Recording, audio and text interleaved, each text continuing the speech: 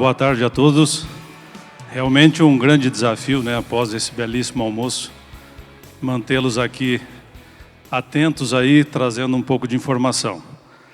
Mas antes de mais nada, gostaria de parabenizar a coordenação desse belíssimo evento. A gente sabe o quanto é importante a dedicação para que possa concluir e agrupar um público como esse num evento dessa natureza, né? Agradeço ao convite e a oportunidade de aqui poder vir aqui compartilhar um pouco do que estamos fazendo. Então, nosso amigo Rodolfo me deu essa missão, me convidou para compartilhar um pouco da nossa história, do nosso trabalho, e aqui faço esse agradecimento. E em conversa com o Rodolfo, me pediu, que acho que é uma das maiores contribuições que a gente poderia dar, seria o nosso processo na pecuária, né? A gente olhando toda manhã o quadro de pesquisadores, de profissionais, de engenheiros agrônomos aqui, trazendo tantas informações, produtores trazendo aqui seus manejos biológicos, aquilo que faz nas suas propriedades, e eu acredito que a gente consegue contar um pouquinho da nossa história, mas também mostrar essa possibilidade dentro de um projeto de integração na pecuária. Então, acho que esse é o meu papel, de trazer aqui essas informações. Vou falar um pouquinho, a Biocanto Agropecuária. Na verdade, eu sou veterinário de formação, e eu tenho a grata satisfação e alegria de ter, desde o primeiro dia em que a gente decidiu virar a chave, como fala o nosso professor Ivo Frari, eu tenho a companhia e a presença do meu filho, Matheus, que é um engenheiro agrônomo de formação, e que desde o primeiro dia me acompanha nesse processo, e teve a oportunidade de fazer sua formação acadêmica dentro desse olhar, que eu acho que é um desafio que a gente tem nas universidades daqui em diante, de cada vez mais inserir esse tema dentro do processo da formação de profissionais. Mas eu tenho hoje o companheiro nesse processo que a gente vem desenvolvendo juntos, e cada um dando a sua parcela de contribuição, eu como veterinário, ele como agrônomo. A minha experiência agronômica é da lavoura, é do dia a dia do processo, e que fiquei por 20 anos nesse processo da agricultura convencional. Entendi a importância e o papel que essa agricultura tem dentro da nova pecuária, uma pecuária suplementada, uma pecuária verticalizada, como a que a gente hoje atua na produção de alimentos, né? E eu fico muito feliz de ter sido colocado nesse horário aqui para falar, porque vendo todas as palestras pela manhã, a gente viu todos os pesquisadores, a doutora Rose Munerá, que a gente teve a oportunidade de estar com um curso com ela lá em Toledo. Quantas foram as menções do nosso amigo Ivo Frari, do Daniel Molck, do professor Celso Tomita, que são todas pessoas importantíssimas dentro desse processo de conhecimento, de compartilhamento de ideias que a gente vem construindo ao longo do tempo. Eu vou fazer aqui uma breve cronologia dos processos que a gente implantou ao longo do tempo. Então, fiquei 20 anos na agricultura tradicional, e 2019 foi a virada de chave. O meu primeiro contato, não sei se ele se encontra por aqui, mas foi o Gleiciano de Rio Brilhante, no MS, a primeira pessoa com quem eu conversei sobre uso de insumos biológicos na condução de lavoura comercial, que era um tema que na minha cabeça, naquele momento, não era possível que se realizasse. Então, a partir dali, foi uma enxurrada de oportunidades, de conhecimento, de pessoas importantes que nos ajudaram e nos ajudam, né, no dia a dia da construção desse modelo de negócio que a gente está trabalhando. Biocanto, só uma particularidade, nós estamos numa propriedade em Cascavel, aqui no Paraná, 800 metros de altitude, né? Ela é uma área que tem 51% de preservação natural. Uma particularidade é que nós temos uma indústria de envase de água mineral dentro dessa propriedade. Então, todas as outras atividades tinham que convergir com esse modelo de preservação ambiental que a gente tinha, de preservação dos lençóis, até porque a gente explora uma jazida de água mineral natural, uma fonte, não um poço, né, de perfuração. Então tem toda uma preocupação dos impactos ambientais que qualquer uma das atividades viesse a ter na propriedade. Essa propriedade, a gente está há mais de 30 anos nela, passou por um período de pecuária extensiva, e depois foi para a atividade agrícola, de forma de arrendamento, né? O pessoal, produtores arrendaram, porque eu estava no Mato Grosso desenvolvendo uma outra atividade agrícola, e foi uma atividade agrícola extrativista, né? Então, nós voltamos em 2010 a exercer as atividades e viemos então a implementando, e essa virada de chave foi em 2019. Biocanto, por esses processos biológicos que a gente tem desenvolvido, e também por entender que temos várias atividades porteira dentro, então cada qual das suas atividades no seu canto, mas todos em prol da vida, né? Então, por isso o nome de Biocanto Agropecuária. Nossa trajetória começa em maio de 2019, quando fiz esse contato em Rio Brilhante com o Gleiciano, e a primeira iniciativa nossa foi iniciar a multiplicação on-farm de isolados e passar a fazer condução de lavouras com controle de pragas e doenças através do uso de bioinsumos. Confesso que hoje, ouvindo aqui as sugestões, dicas que eu também compartilho hoje, depois da experiência que adquirimos ao longo do tempo, confesso que eu fui bem radical, né? Não segui as sugestões de hoje, de passo a passo. Eu fui bastante radical em alguns processos, por exemplo, o tratamento de semente, que o Ivo Frase comentou aqui hoje. A gente tirou radicalmente o processo químico e partiu para a inoculação biológica, da mesma forma que controle de pragas e doenças, principalmente no que diz respeito a fungicidas, a gente foi bastante radical naquela oportunidade, tirando abruptamente todo esse processo. Assim nós começamos então um processo de multiplicação on-farm de isolados. Logo em seguida, tive a oportunidade do primeiro congresso do gás em Campo Grande, onde me deparei com 700, 800 pessoas de todo o Brasil e de todos os segmentos, o que me impressionou naquele momento pelo conhecimento irrisório que eu tinha do setor, e eu ver tanta gente como vejo aqui hoje, em busca de conhecimento, de informação, de compartilhamento de ideias, e no sentido de mudar, de buscar uma forma alternativa de produção. E para mim foi um choque, depois de 20 anos numa agricultura tradicional, ver que N segmentos estavam lá em busca e compartilhando ideias, sejam elas de remineralizadores de solo ou de práticas de bioinsumos, né? E daí tive a oportunidade do professor Celso Tomita, eu sei que está aqui, tive a primeira palestra, quando eu ouvi a palestra dele, me chamou muito a atenção pela metodologia que buscava, fazia muito sentido dentro daquilo que a gente buscava também. E muito rapidamente ele foi a Toledo, foi dar um curso lá na região, e eu participei com o Matheus desse curso. E daí já no ano de 2020, fizemos o curso em fevereiro, quando foi maio a gente já tinha implementado esse trabalho na propriedade. Então, a partir desse momento a gente continuava com os isolados on-farm, mas trazendo essa biodiversidade através do TMT e repovoando todo o nosso sistema de produção. Faço aqui um parêntese só para encaixar essa cronologia, para depois eu entro com a pecuária, talvez fique um pouco confusa a informação. Nesse processo de 2010, que a gente retornou à propriedade, eu fiquei 5 anos apenas com agricultura. Mas a minha origem, né, eu sou neto de pecuarista e a minha origem como veterinário sempre foi da pecuária.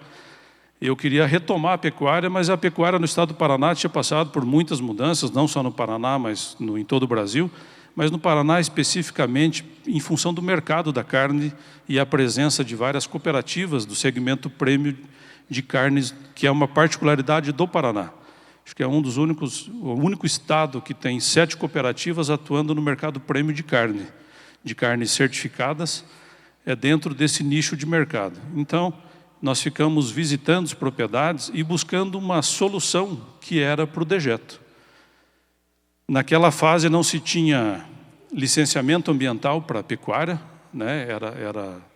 Não era necessário um licenciamento ambiental, mas dentro do nosso projeto, da nossa empresa, água mineral, preservação ambiental e tudo mais, não tinha coerência alguma a gente não buscar uma solução para dejetos. Então o pessoal até brinca, quem me visita, fala, poxa, o projeto do Fábio começou de trás para frente, porque a gente começou pelo dejeto e naquela oportunidade a gente foi para um projeto de lagoas com geomembrana, né, para não ter contaminação com o solo, diretamente, biodigestor, geração de energia por biometano e depois destinação desse dejeto para a área, naquela oportunidade de pastagem.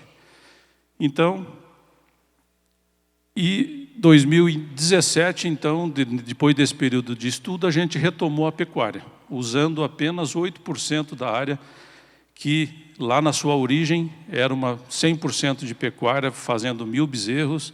A gente passou a utilizar 8% da área para fazer 1.300 animais acabados confinados, falando em produtividades aí a 110 arrobas por hectare de produção. Acho que eu fico feliz quando vejo o Ivo falar do louro, né? Do nível de eficiência que é possível chegar com genética, com sanidade, com nutrição na pecuária.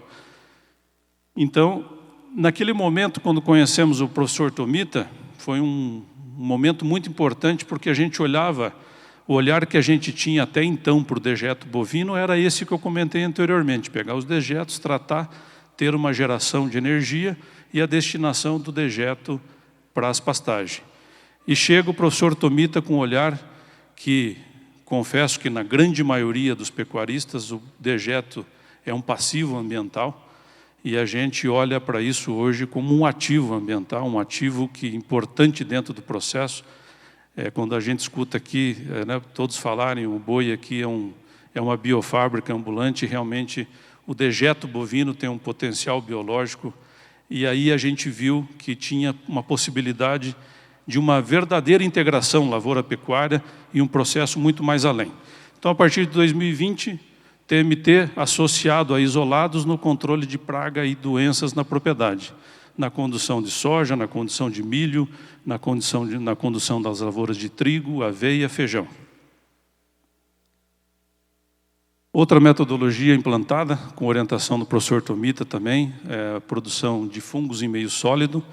Aí aqui é onde a gente faz bovéria, metarrísio, isária, em meio sólido. Depois faz a liberação disso em água, junto na cauda de TMT.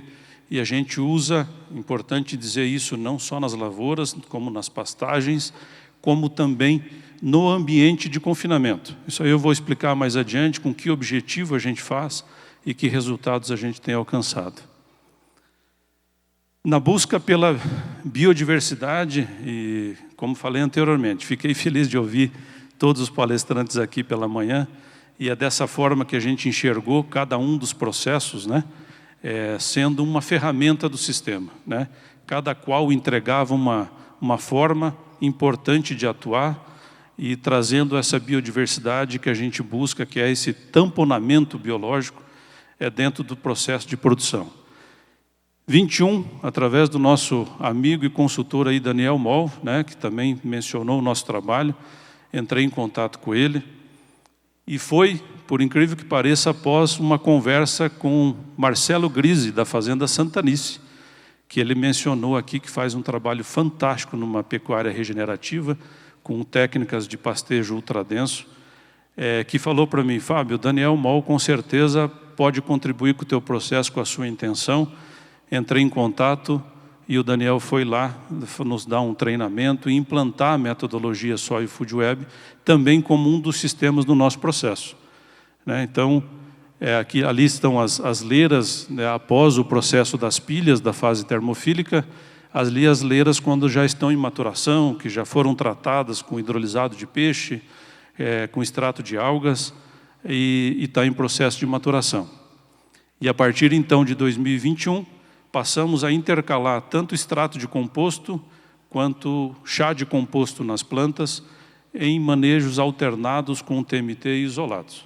Então, dependendo a fase da cultura, o momento de cada cultura, a gente tem todas essas ferramentas para nos auxiliar nesse objetivo. Aqui, tive a liberdade de colocar a visita do nosso amigo Ivo Frari, quando foi nos visitar, pegava uma leira de composto Soil Food Web, e ali ele fazia uma menção, está sem áudio, mas o que ele falava ali é quando a gente compartilha conhecimento, que é o que a gente está aqui fazendo hoje. Né? Quando a gente divide algo, é diferente do que quando a gente compartilha de ideias e conhecimento, a gente gera inúmeras possibilidades. Esse é o áudio do nosso amigo Ivo Frari ali, nessa oportunidade. A partir de maio de 21, como os bioinsumos até aquele momento, a gente só pensava em controle de pragas e doenças, o próximo passo, a partir da integração e uma mudança do nosso modelo de confinamento, a gente foi em busca da parte nutricional do processo. Acabei me esquecendo de falar uma informação importante na parte nutricional, na parte de solo. Uma das coisas que a gente implantou desde o início, quando já atuamos com os isolados, era o uso dos remineralizadores de solos. Pó de rocha basáltico já passou a fazer parte do nosso processo desde 2019. Então, em 21, com a consultoria do professor Tomita, o dejeto do nosso confinamento passou a ter uma outra destinação. Anteriormente, ele ia integralmente para o biodigestor, fazia o processo de geração de biometano e depois uma lagoa de biofertilizante. Como a gente queria produzir um substrato para substituir parte de adubos solúveis, a gente instalou um separador de sólidos, né? Para que a gente tivesse a fibra do dejeto como base do nosso composto, junto com cama de aviário, junto com pó de rocha basáltico e junto com ativação biológica feita tanto pelo TMT, como também usamos o extrato de composto do Soil Food Web. Então aqui a gente consegue mostrar um pouquinho do confinamento, que essa cobertura à direita aqui, é um confinamento fechado, de piso, 100% piso. Alojamos entre 450 e 500 animais. A gente implementou um sistema que a gente chama de baia lavada, porque a gente entendeu que o biodigestor ele é um grande rumen, né? E a gente viu que, dependendo da forma de condução, ele gera respostas de produção diferente. O que a gente faz? Sistematicamente lavamos o confinamento segunda, quarta e sexta. Mas o ambiente exige isso dos animais? Não, mas é por regularidade no fornecimento de dejeto ao biodigestor. Regularidade de matéria-prima no biodigestor mantém o ambiente do biodigestor em melhor equilíbrio e, consequentemente, melhor produção. Então, se lava esse confinamento, ele tem 1% de caimento longitudinal, 2% transversal, vai por gravidade. Ele cai nessa primeira lagoa aí da foto à esquerda, aonde a gente tem uma bomba submersa que faz uma agitação, uma homogeneização do dejeto, e essa bomba submersa manda para a segunda foto, aquele equipamento ali em cima, recebe todo esse líquido homogeneizado e por pressão separa a fibra para o box e a parte líquida vai para o biodigestor. Biodigestor, então, que faz a geração de biometano, que alimenta um gerador com capacidade instalada de 75 kWh de geração de energia. A gente opera tradicionalmente com 60 kW, mas ele tem uma capacidade de até 75.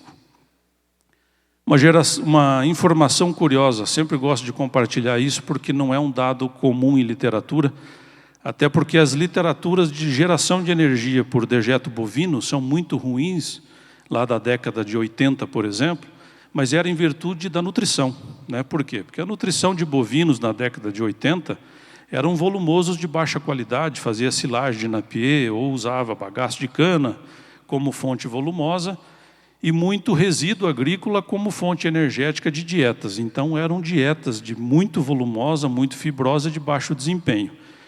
A pecuária atual, a gente trabalha hoje na fase de terminação em dietas adensadas, que a gente fala em 80% de concentrado.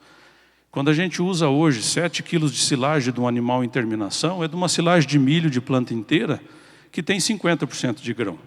Então, ela é uma dieta altamente energética e muito produtiva no sentido da geração de energia. E o que a gente viu? Que um boi confinado, a gente, sem regularidade, a gente conseguiu extrair 1,5 kW de geração por boi dia.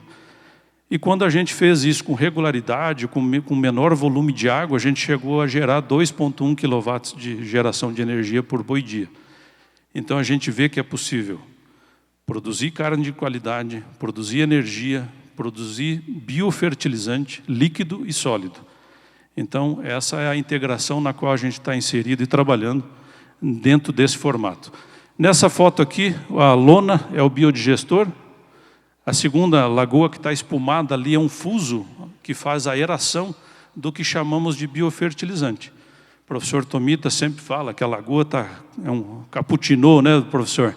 Parece uma espuma de um cappuccino ali. Ela não, por inclusão biológica do TMT em ambiente de confinamento, o que a gente observa? Uma redução da amônia melhora muito as questões respiratórias. Uma das principais doenças que acometem animais confinados são respiratórias. Quando a gente melhora o ambiente respiratório, se vocês visitarem um confinamento 100% fechado, coberto, vocês vão perceber a dificuldade que é respirar pela amônia dos dejetos, da urina, das fezes dos animais. Então, quando a gente faz essa inclusão do TMT no ambiente, a gente melhora esse ambiente de amônia, melhora o ambiente de cheiro e controle de mosca, sabe? Então isso tem mudado de forma muito significativa o ambiente dos animais, além do que já faz uma inclusão biológica nos dejetos dos animais, que melhora a eficiência de fermentação e produção no biodigestor, né? Então é um dos processos que a gente tem focado e tem gerado, quando as pessoas nos visitam, um grande diferencial nessa informação. Aqui só uma demonstração, que essa é a geração de energia. Só complementando o que eu falava, quando então um boi pode gerar até 2 kW de energia, se a gente falar num quilowatts mesmo industrial, que nós temos a empresa lá na propriedade, a 80 centavos o quilowatts, nós podemos gerar 1,60 de receita, entre 120 dias confinado, nós estamos falando em R$200 de geração de energia por animal confinado. Isso paga o custo operacional quando a gente formula nossas dietas lá, né? E agora a gente está envolvido numa outra fase, quando a gente mudou esse olhar do quanto essa integração lavoura-pecuária, ela pode ir além de um processo, como o professor Ivo falou, de entregação, né? E a integração realmente gera muita oportunidade. Essa aqui é uma foto agora, desse mês passado, isso aqui é muito recente. O que nós estamos fazendo? Isso é uma estrutura externa a céu aberto, para que a gente aumente a produção de substrato, para somado ao box de fibra do separador de sólido que a gente atua, nós montamos então, tem concreto só na base do coxo, para onde os animais se alimentam, não ter barro, não ter um ambiente, né, que gera dificuldade para os animais. E o que nós fizemos não vou dizer diferente, até o professor Éder Martins, um dia numa conversa comigo, falou do trabalho que fazem na pecuária, e a gente tentou trazer uma adaptação à nossa realidade. Isso aqui é a inclusão de pó de rocha basáltica na base do piso, não do piso, do chão aqui dos animais. Com que objetivo? Montamos esse ramal que leva água e, ao mesmo tempo, a gente pode levar, a gente colocou uma caixa de multiplicação do TMT, então a gente faz a inclusão biológica no ambiente dos animais confinados, em cima do pó de rocha associado às fezes e urina desses animais que estarão confinados na fase de adaptação e na fase de dieta intermediária. O que a gente quer com isso? Trazer que aquele confinamento de piso total seja apenas a fase de terminação, que é uma dieta mais quente, um período mais curto, de 45 a 60 dias, trazendo realmente uma eficiência maior de todo o sistema. Porque a dieta mais adensada da fase de terminação, consequentemente, gera mais energia. Então a gente vê que uma propriedade como essa consegue com 450 animais, ter uma produção entre 20 e 25 mil quilowatts de geração de energia, mantendo 100% da operação da propriedade sustentável em energia, até a área irrigada, armazém, casa de funcionários, barracão de oficinas e de insumos. E a gente fecha esse projeto no que a gente chama de um projeto de sustentabilidade e economia circular. Por quê? Da segunda lagoa, da lagoa de biofertilizante, a gente acabou implantando um sistema dessa primeira foto que mostra a aspersão de 20 hectares. O que a gente buscou ali? Era pegar a parte líquida do dejeto, que para nós já considera um biofertilizante, e fazer a parte nutricional associado à água, por momentos de deficiência hídrica, como a gente passou por estiagens, mas que a gente consegue, com 20 hectares, que é onde essa área, os dejetos são destinados, consegue produzir 100% do volumoso necessário para que a planta de confinamento possa operar 365 dias do ano e ainda com excedente de 25% até 30%, dependendo da cultura de milho ou sorgo, de planta inteira que é produzida.